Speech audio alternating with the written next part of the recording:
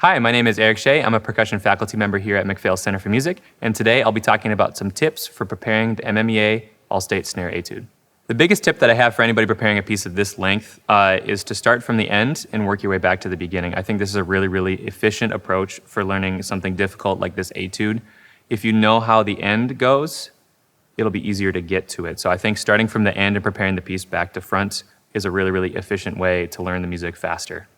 Another big tip for this is, I think, practicing with a metronome and making sure that you understand that it might not be 120 beats per minute right away when you play it the first time. Start with a metronome tempo that's slow enough where you can execute all of the rhythms accurately and then slowly bring the tempo up. It might feel like you're learning it slower, but every time you play a figure correctly, you'll reinforce that muscle memory in your hands, therefore making it easier to perform the piece at the marked tempo when you're ready to play it. Another note about the tempo, I think that 120 beats per minute is a very bright tempo, and it does make this piece even more difficult. So if you can play this piece very well at a lower tempo, let's say 110 beats per minute, 114 beats per minute, even 118 beats per minute, I think it's much more valuable to send in a clean recording at a slightly slower tempo than the marked tempo. Obviously, 120 is the goal, but everybody who's listening to these auditions would prefer to hear you play clean and a little bit slower than at tempo and sloppy. I think a really important thing to pay attention to is the consistency of your grace notes, so your roughs and your flams, and then by extension, your rolls. The piece calls for buzz or multiple bounce rolls, except for the sections where they're notated otherwise. In those sections where they're notated with slashes, make sure you play double stroke rolls, a rudimental style roll, not a buzz roll.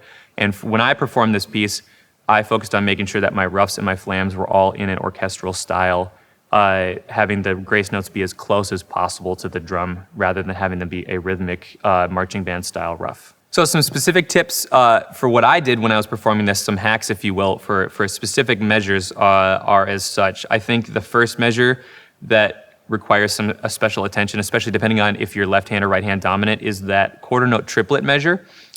I feel much more comfortable counting and playing quarter note triplets against the quarter note with just one hand, and you'll see that in the performance. After that roll, I played the quarter note triplets like this.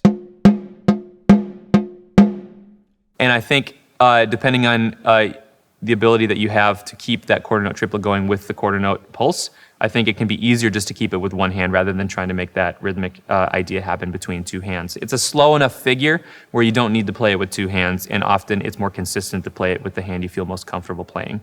Another big one, especially if you're playing this at tempo, is the 16th note triplets in measure 17. I found that it was easier to stick that as a paradiddle diddle, just like in measure 18. So when you're playing the triplets in measure 17, for me, consistency is key. You could stroke those as singles, but I thought that it came out cleaner, especially going into those double stroke rolls, as a paradiddle diddle rather than. That allows my hands to be ready to play that roll more cleanly after my hands are already in doubles mode. And then when we get to the next measure, that figure's already there. So that was something that was really helpful for myself in preparing this.